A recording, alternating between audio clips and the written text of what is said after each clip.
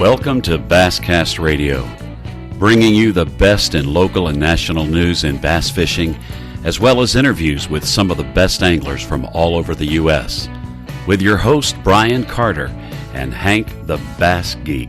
Sponsored by Wildware America, Z-Bait Company, Missile Baits, Battleborn Batteries, Conrad Brothers Marine, Taylorman's Custom Lures, Vertical Lures, and Lynchburg Arms and Indoor Shooting Range.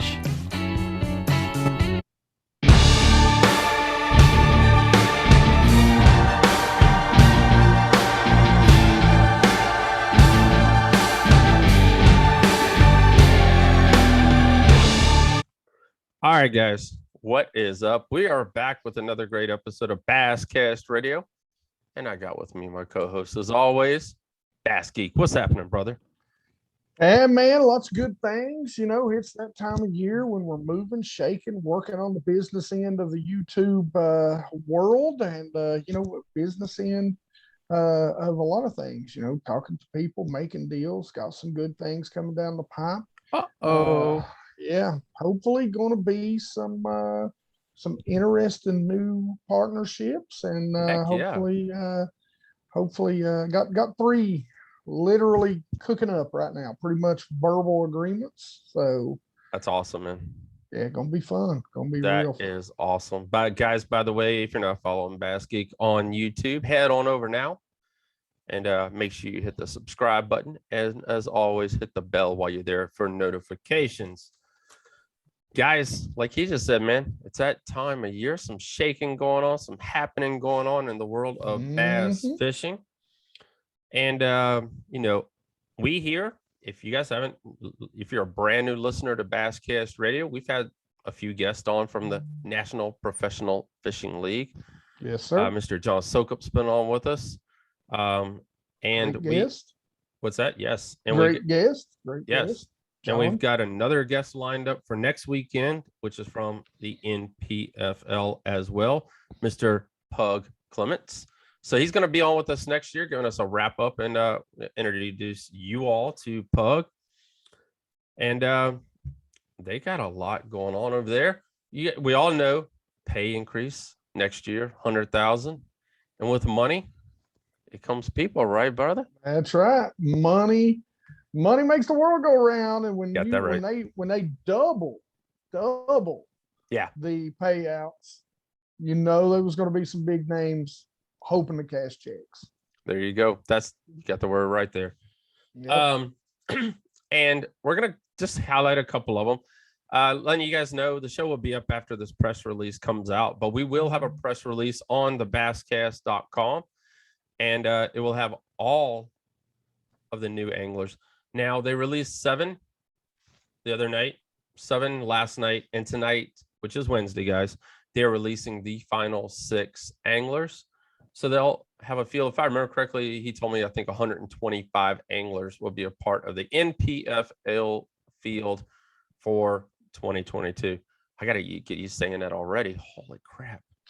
But yeah, guys, Mr. Greg Hackney will be fishing in PFL next year. Hack Attack. The Hack Attack. Brad Knight was the Forestwood Cup champion. Will be fishing with them next year. Daryl Davis, Todd Grode, and Mr. Buddy Gross. Yes, sir. Cody Parker. I said Todd Grode. Justin, I wrote this down so fast. Logan Logan. Oh, crap. Rick Mitchell, Brandon Marley, Cody Parker, Adam Savage, Dustin Smith, just to name a few. But the real question, the real thing behind this is, why don't they want to go back to Major League Fishing? Why don't they want to go back to FLW? Some of these guys have been, some of the guys have come back. Some of them are still in FLW. But some of these guys, all made the jump to bass in 2020, 2021. Well, I mean, are they fishing it exclusively? No, because I do not think none of these are exclusive deals. And I know some of them might go back and fish a little, FLW, which, we know Brad Knight, FLW Pro. Yeah. But it's just, everybody's looking to cash checks and more face, that was something that was lost. Mm-hmm. And, I'm not paying you $10,000 and no one sees your logo. So, I mean, that's a lot of money to pay out for sponsors when, nobody sees it. Fans, unless you sit there and watch hours of YouTube. Yeah. I ain't got all that much time. Sorry, I work. And the highlight shows, it ain't gonna show everybody. Well, no, it's going to show, day one, top 10, top 3, some big fish catches if they get lucky to catch them. That's how it is. Yep. So me and, like I said, Bass Geek and I like the NPFL. It's an awesome thing they started. I do have one thing that I would like to see changed. That's just me, myself. Everybody fishes 3 days. I like to see the field cut. But, it's their deal, whatever they want to do. But it's great seeing some big names head on over there, and it's going to go bam. So it's good for them. It's going to be big for them.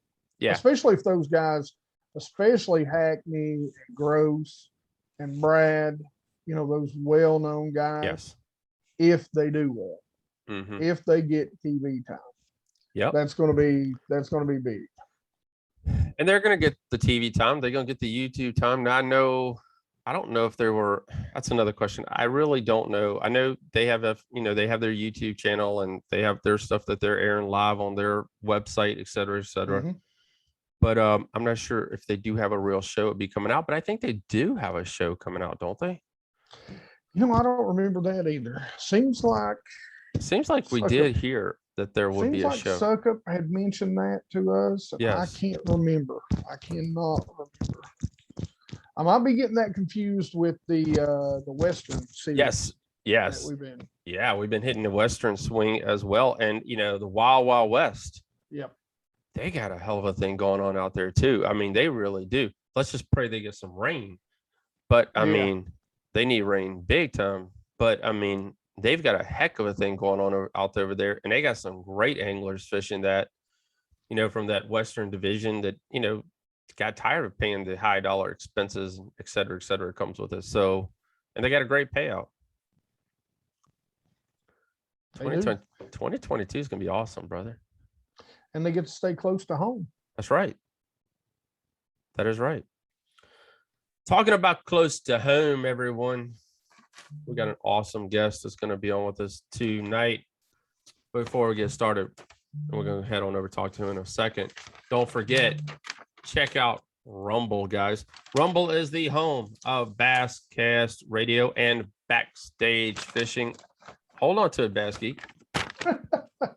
Also, don't forget, Angler's Choice are sponsors. Dick's Sporting Goods, Lynchburg Arms and Indoor Shooting Range, Missile Baits, Battleborn Batteries, Wildware America, Conrad Brothers Marine, and Lisa Lindsay right here in South Boston, Virginia.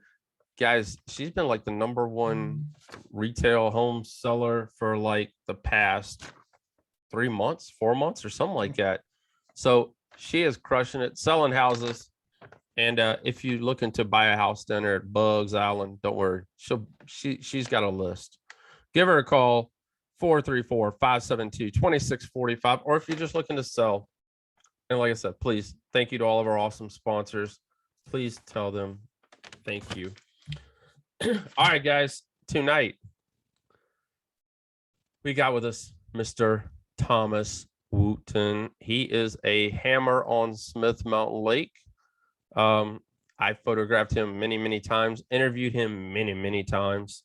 And just to give you guys this little number right here, he's got 5 wins, 18 top 10s, 59 events fished, and he's netted in those 59 wins $157,673.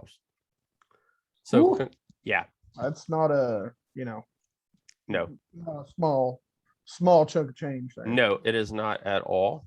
And let me bring it up here real quick. You guys know a couple weeks ago Wooten won a big tournament up on the Potomac River. So he won a Toyota Series event. So I think he won 30. Oh, don't quote me. I think it was like $30,000. So congratulations to him on that. And we're going to get him on right now. And we're going to talk about this awesome event. Thoughts, opinions, you name it, all right here on the Basscast Radio with my co-host, Basky.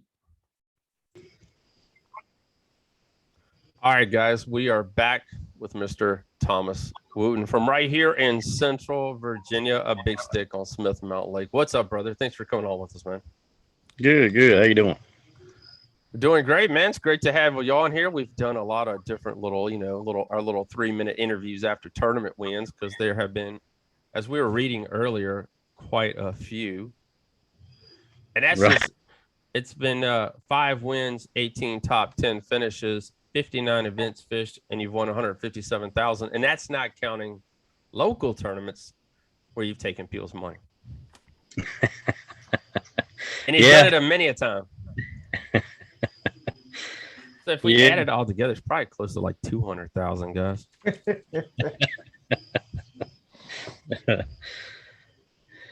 So you won a big event, man. Do you think what do you consider this event that you won, man? The biggest ever, or what? Looking back on it now. Yeah, it's the biggest one. I mean, biggest tournament I've won with the class of people that was in it, I guess, of course. Yeah. But I won the BFL regional up there, I think in 07 and this is definitely the biggest one that I've won. I've been close a couple times, a couple top fives in the Strand series when it used to be the Strands. Right. But this is definitely the biggest one I've got. So took home a nice paycheck too. 33,000, guys, $251 for one event. Yeah. Dude, that was my paycheck at my last job for the whole year.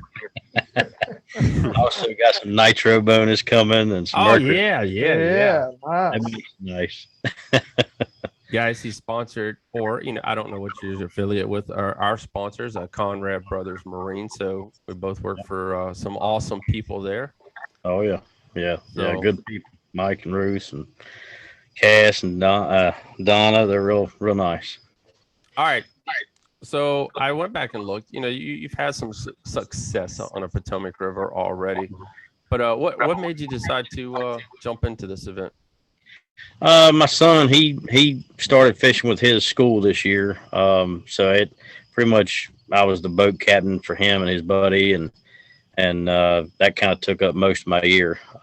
Once their tournaments was over with, I just sat down and picked one that I thought I could do good in, and I seen they was coming to the Potomac, so I said it's going to be a tough tournament, and I like a little tougher tournaments Right. at a slugfest, but once I seen that, I said I'm definitely going to get in that one. So yeah, guys, the tournament was September the 18th or something like that. So we're just a week out of this thing. Yeah.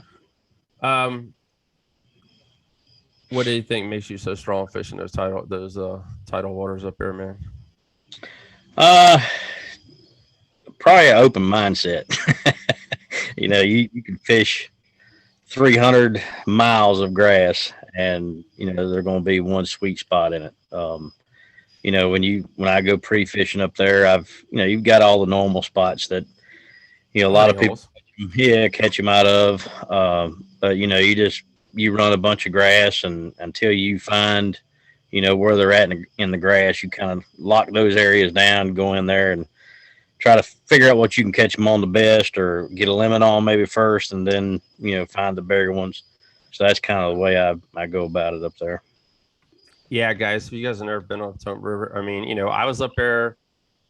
I went up a couple months ago or something like that for the Major League Fishing Pro Series event. Mm-hmm. And I think out of all the anglers I interviewed, 2 did not fish the grass. Right. Everybody else was zooming back and forth, hitting this, hit same daggone spots over and over, back and forth, fishing the eel grass. And Yeah. I'm not, down here, they've gotten rid of all the grass down around us. So, I mean, the grass thing is something new, especially, for us leaving and going that direction. Yeah, I mean, years ago, it used to be a lot more milfoil up there than what it is now. But I did like flipping it. Flipping the clumps. You pull into a grass bed, and you can get healthy quick when you find them. But the eelgrass, it is different. But you find the right areas, right grass with the swim jig. You can still catch them good. What's been the key to finding the fish in the grass for you, man? A mixture. I mean, it's got eelgrass in it, but it's more sparse. I don't like getting in the real heavy stuff with the swim jig. You get out on the edges with the sparse grass. That's usually where I get bit with a swim jig.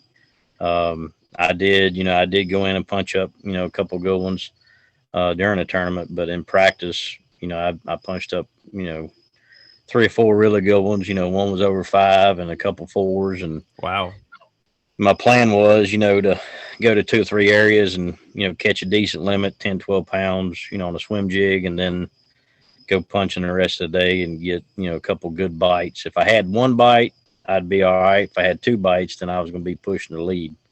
That's kind of the way I went into it. This was a tight event, brother. I mean, you didn't even win by a pound. No, it was like 7 or 8 ounces. Yeah, I mean, you won. He had 45 pounds, 2 ounces.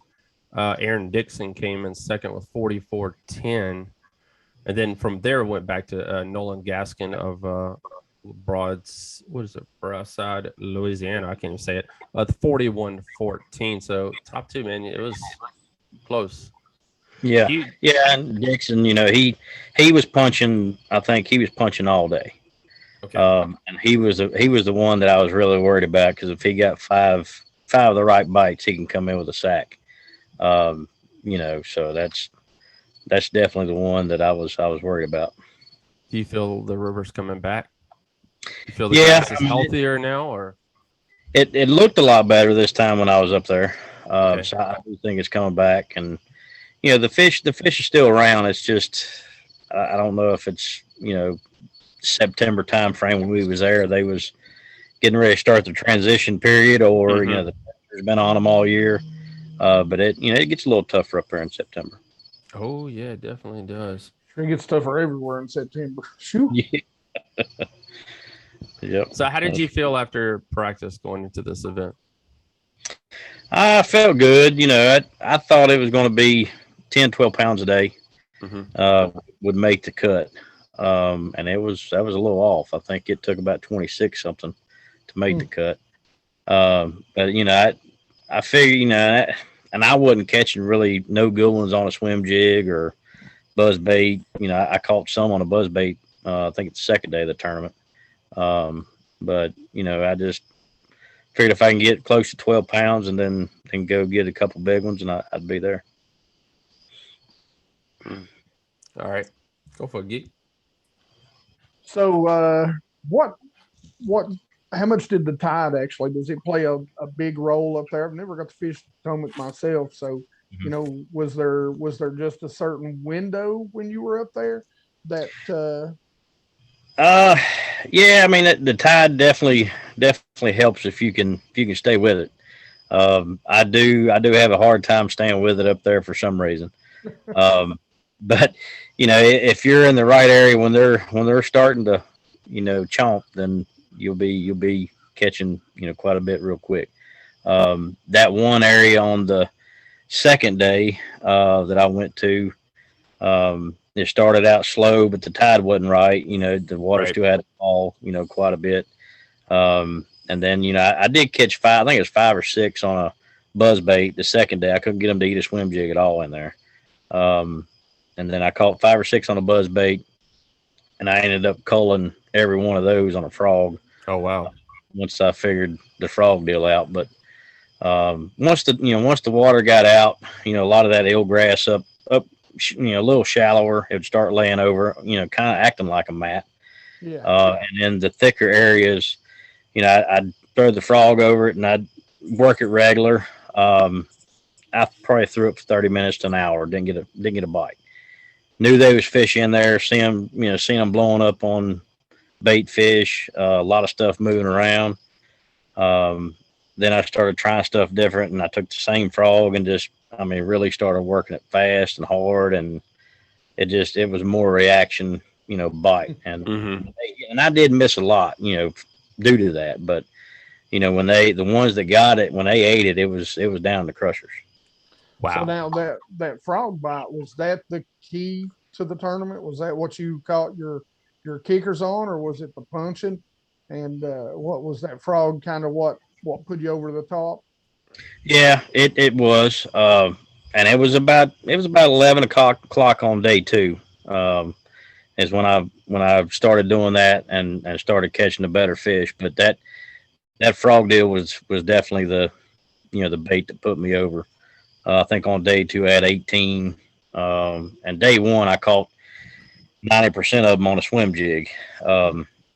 But they were smaller, 2.5 pounders, and I did go flip up one and chicken muxing about 3.5 pounds in the mat.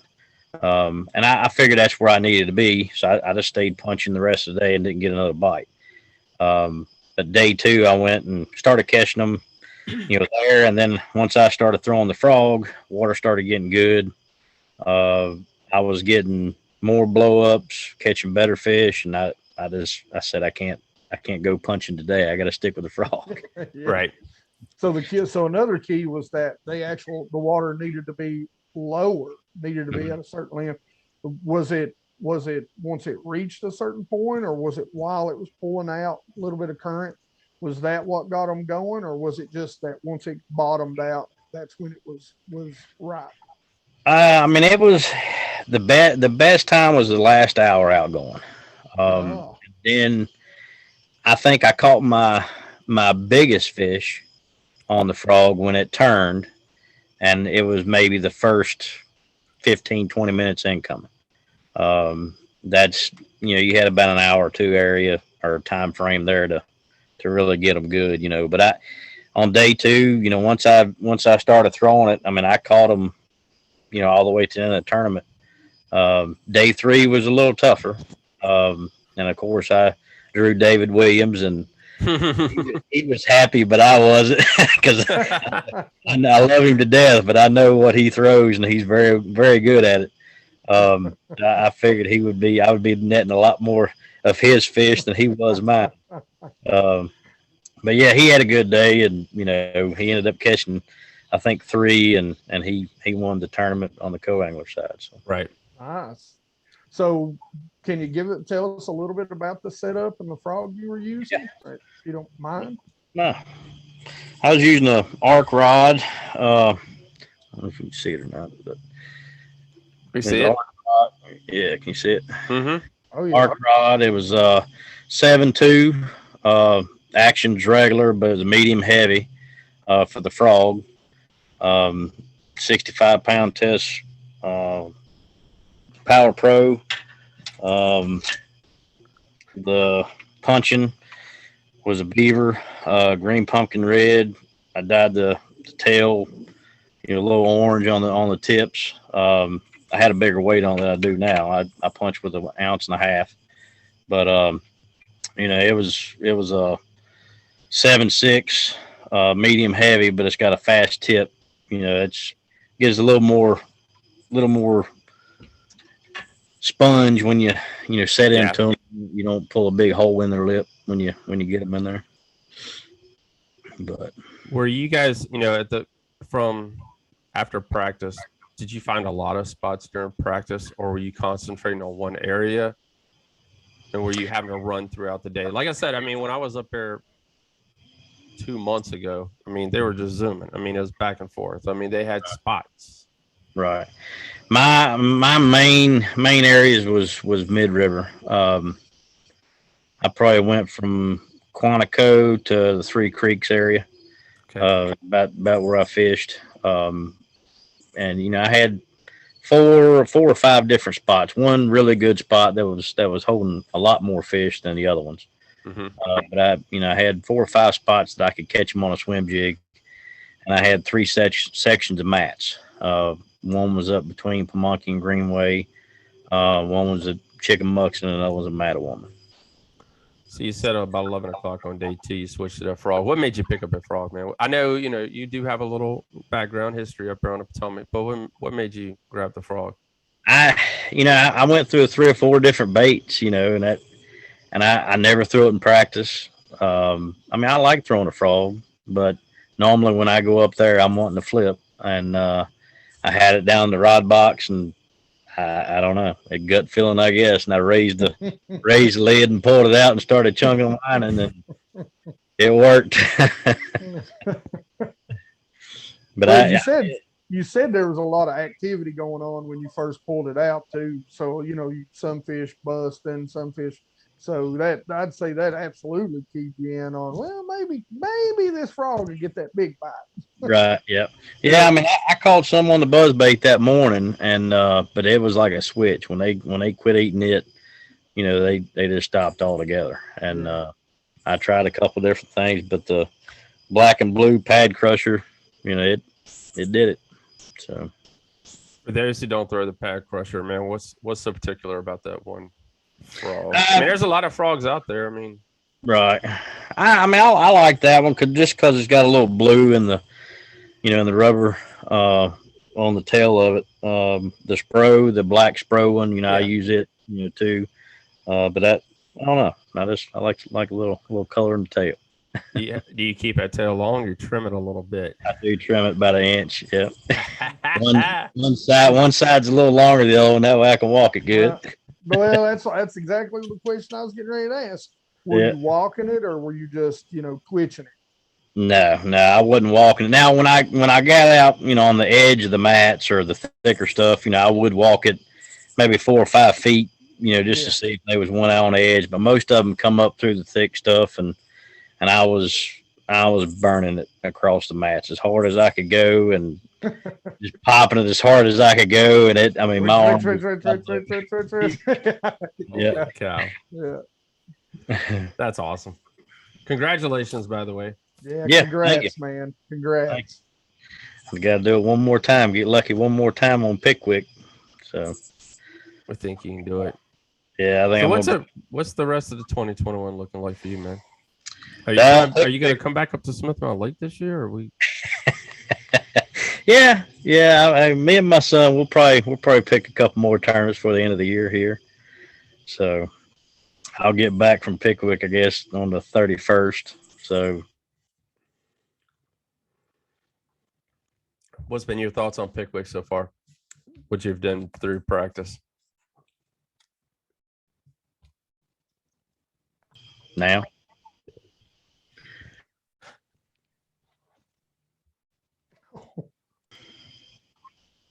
All right.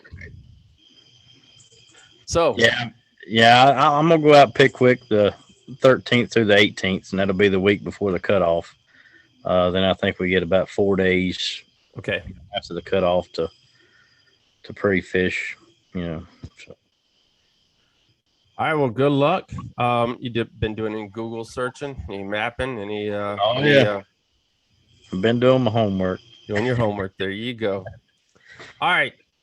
Like I said, you just won your first big event of your career. The Toyota Series, man. Yeah. What are your thoughts now? Leading into 2022. Do you think? I know you want to help your son. That's cool. But do you think you might want to leave us all behind? And I'll never leave anybody behind. You know what I'm saying?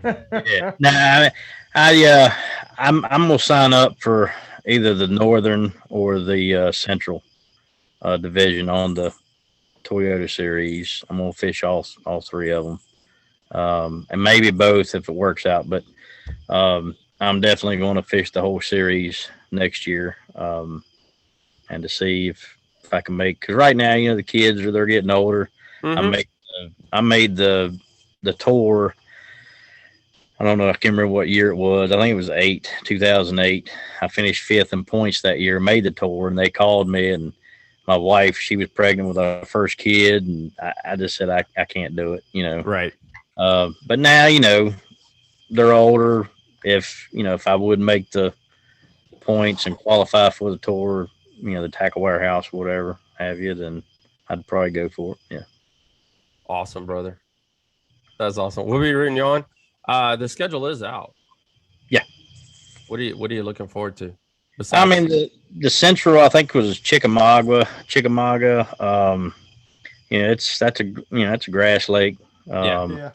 You got Gunnersville. That's another grass lake. Mhm. So, you know, I'll probably go more towards the central than I would the northern. Okay. Well, brother, man, thank you for coming on. We appreciate you. Thank you for what you do right here for Central Virginia. Yes, sir. Tell all the kids we said hello.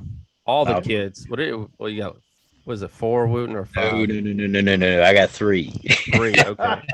All right. Sorry about that. I got Easy, confused. Yeah, we are done. That son, yeah, he's 13. Good gosh. Yeah, he's 13 now, and Kinsley, I think she's 10. Laura Lee's 8. So they're getting up there. It don't take long for them to grow up. I remember taking photos, man. You had to hold the little fish for the kids beside him and stuff like that. Now he can actually hold his own fish. That's right. That is awesome, man. Because you figure we didn't see anybody last year due to COVID, so we missed a year. And you didn't take the year off from us, so we ain't seen you this year. So it's been 2 years since we've actually seen you face to face. Yeah, that's right. Brother, man, thank you. We appreciate you coming on. Go back to the family, and we look forward to talking to you soon. Yes, sir. Thank you. All right, guys, man, really appreciate Mr. Thomas Wooten coming on to talking with us tonight from right here in Central Virginia, winning his biggest event ever in his whole entire life on the Potomac River. And you guys heard it right here first. You know, he's going to be fishing the Toyota Series in 2022. So Yeah. he's moving on up. That'd be nice. I'd like to fish the Toyota Series one of these years. Who Yeah. knows what's going to happen, though. Right now, I'm just ready to go catch some fish. I mean, for Mhm. anybody that seen the video that dropped, I guess it would be yesterday. If you're listening to this, make sure you go check it out. Took a buddy of mine out. He's a beginner, novice guy, but he caught a couple good fish on a spinnerbait. Heck yeah. Moving. I caught a little dink on a jerk bait, but you know, it's just been tough, man. 3 fish right now where we're at on that little lake. That's a good day. One of them was pushing about 3 pounds. Now, you know, That's they don't awesome. look like it next to a couple of 300-pound boys, but That's awesome. Yeah. Like I said earlier, guys, make sure you head on over and follow Bass Geek. The goal is 50,000 followers in 2021. I know you guys can make it happen. Head on over and hit the follow button. And after you do that, go ahead and hit the bell so that way you never miss an episode. And, you know, tag us in it so we remember. Good gosh. Yeah. But, guys, make sure you are following him. And like I said at the very beginning of the show, Rumble, guys. Head on over now and check out rumble.com. That is the home of the basscast.com, Basscast Radio, and Backstage Fishing. I do have something.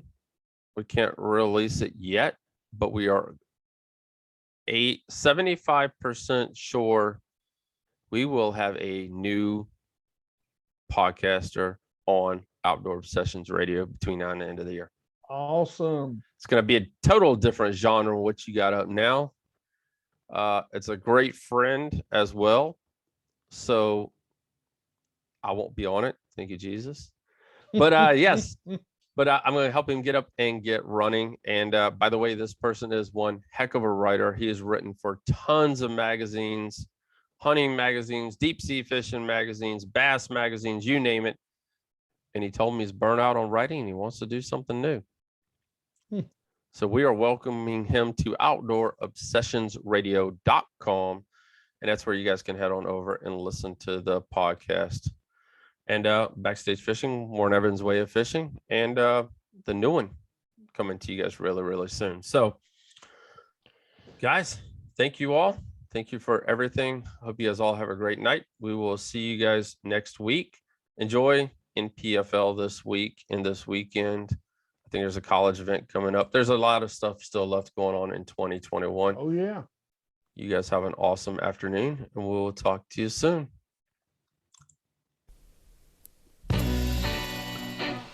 You've been listening to Basscast Radio, the best in local and national bass fishing news. To listen to more episodes, check us out on all the podcasting networks. Follow us on Facebook, Twitter, thebasscast.com, and Basscast News.